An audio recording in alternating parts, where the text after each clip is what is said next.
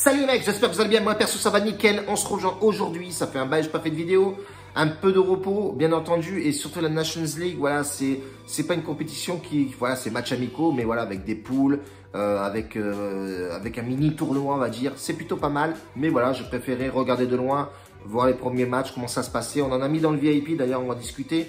Il y a eu bonne stat avec mon expert Jojo Tennis qui fait des miracles. Donc, si tu veux nous rejoindre, dans le lien de la description, tu as Telegram. Tu viens sur Telegram, on en discute comment intégrer le club VIP et tu verras, c'est hyper simple et ça rentabilise direct. Autre chose, il y a pas mal de liens aussi de bookmaker. Voilà, moi je suis parrainé par des mecs. Donc je te laisse aussi bifurquer en dessous avec des codes, avec surtout des avantages de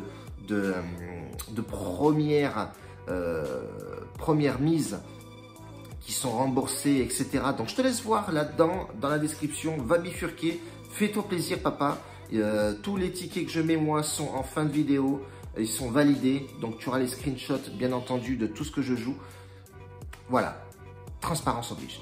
En tout cas, ça va être une vidéo un petit peu conseil sportif. Voilà, il y a beaucoup de mecs dans le VIP et surtout des mecs dans Telegram et Snap qui me demandent comment analyser les matchs. Les mecs sont perdus, ils font des tickets à 15 matchs. Donc, je vais te dire, moi, mon état d'esprit quand j'analyse un match. Et tu verras que si ça fonctionne, tant mieux pour toi. Et en tout cas, ça fonctionne plutôt pas mal pour nous puisqu'on encaisse pas mal dans le club VIP.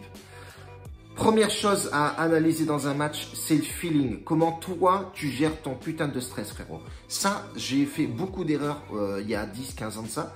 Mais quand tu vas prendre un match, l'analyser, voir l'état d'esprit de l'équipe et surtout ton état d'esprit à toi. Ça, c'est le plus important, de ne pas te mettre de pression pour gagner gros. Ça, c'est une erreur que tout le monde fait et je le faisais moi beaucoup à l'époque.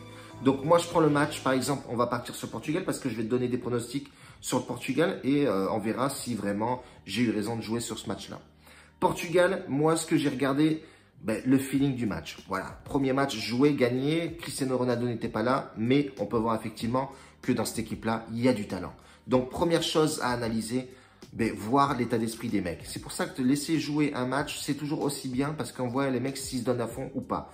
Deuxième chose à regarder, les frérots, c'est surtout l'enjeu du match. Moi, je vois la poule. Bon, voilà, ok, grosse poule. Il y a quand même l'équipe de France dedans. Ils ont gagné le premier match. Les deux équipes ont gagné le premier match. On peut voir effectivement que la France colle au cul du Portugal. Donc ça, c'est une raison, une deuxième bonne raison de jouer ce match-là parce qu'on sait que le Portugal va tout donner et pour conserver cette première place de la poule qui est très importante. Donc ça, c'est un deuxième état d'esprit à avoir dans le sens où c'est comme ça partout, dans tous les championnats, Portugal, France, Angleterre, etc. Bon, bien entendu, quand le championnat commence, il n'y a pas forcément d'enjeu. Toutes les équipes veulent bien jouer et surtout rester dans le top 5 du classement. Mais là, dans des poules, dans les coupes des coupes européennes ou etc., c'est comme ça que ça se passe. C'est à la motivation des joueurs. Là, on voit effectivement que l'effectif est très fourni côté portugais. Et ça, c'est mon troisième état d'esprit dans le sens où quand tu vois les talents qu'il y a dans l'équipe portugaise, il y a des mecs qui jouent à City, Wolverhampton, Lille, et j'en passe, et des meilleurs, Juventus, Cristiano Ronaldo, et tu vois la puissance de ces mecs-là. Et quand ça veut dire quelque chose et ça veut pas dire, parce que le football, c'est le football, faut pas se leurrer, mais quand tu as une équipe aussi costaud, moi, je pense pas qu'il y ait forcément de surprise. Alors, oui, effectivement, ça joue sur le mental, etc. N'oublions pas qu'il y a 11 mecs qui jouent au ballon. C'est pas comme un jeu de tennis, enfin un match de tennis où il y a un seul mec où le mental peut flancher très rapidement. Les mecs se motivent et il y a toujours une ambiance dans cette équipe où voilà, les mecs se tiennent les coudes et ça joue au ballon. Donc ça, c'est le troisième état d'esprit. Et puis le quatrième état d'esprit que j'ai moi quand je vois ce match-là, je regarde même pas les cotes en fait. Je fais mon analyse au ressenti du match.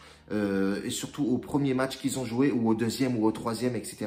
Mais je regarde effectivement comment et quel enjeu il y a à jouer sur ce match-là. Donc moi, aujourd'hui, personnellement, je vais jouer sur le Portugal. Premier état d'esprit du match, je vois que l'équipe est plutôt assez fusionnelle. On voit effectivement un Joao Félix, voilà, tous ces joueurs-là sont vraiment, il y a une cohésion d'équipe. Donc ça, c'est mon premier bilan. Et le deuxième bilan, je vois effectivement qu'aussi, il y a un enjeu sur ce match-là, notamment la première place de la poule et surtout Cristiano Ronaldo qui re-rentre dans l'équipe parce qu'il était blessé à l'œil et il peut éventuellement marquer son 100e but en équipe nationale. Donc ça, c'est plutôt un troisième point ou un deuxième point très important pour cette équipe-là. Ils vont jouer pour lui et on sait très bien que les mecs, dans tous les clubs où Cristiano est passé, les mecs jouaient pour lui.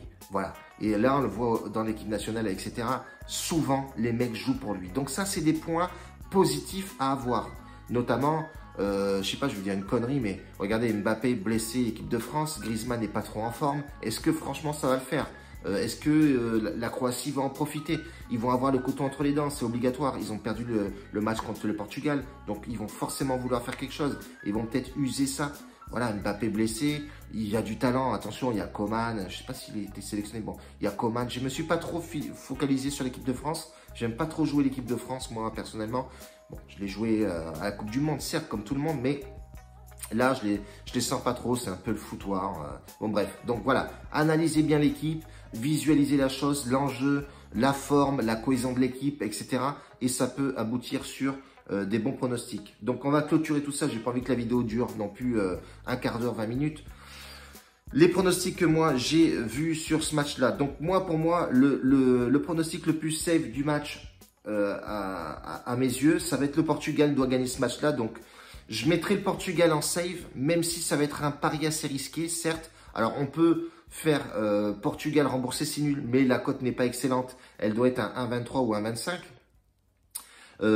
Ou sinon, on peut faire une double chance Portugal qui est à 1,19, mais ça ne m'intéresse pas de jouer en dessous des 1,50. Donc, je pars sur le Portugal gagne ce match avec une petite victoire assez serrée parce qu'on sait que les Suédois ont été une bonne équipe. Ça joue à domicile, ça va être assez serré. Mon deuxième pronostic, ça va être le pronostic fun. Ça va être le Portugal fait match nul en première mi-temps. Donc, à la mi-temps, match nul à la mi-temps, cote à 1,98. Elle me plaît bien cette équipe, ça va être assez serré, ça va être assez costaud, rugueux comme équipe à domicile. La Suède, on sait très bien que c'est assez, voilà, c'est les mecs nordiques, hein, les mecs qui sont assez gabarits, assez hauts, assez costauds. Donc je pense que le match nul à la mi-temps me semble assez possible. Et le pronostic assez fun, même extra fun, ça va être le 2 ou 3 buts dans le match, cote à 1,94.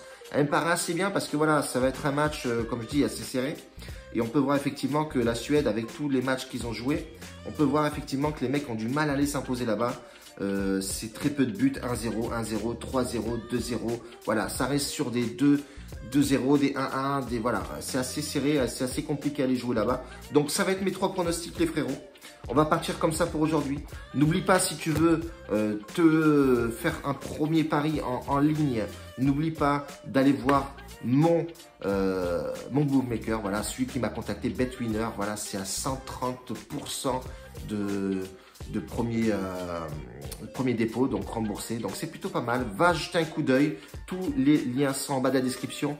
Je te fais un gros bisou, Maxime, ça va beaucoup mieux, c'est pas encore la folie, mais en tout cas, il se remet bien de ses émotions.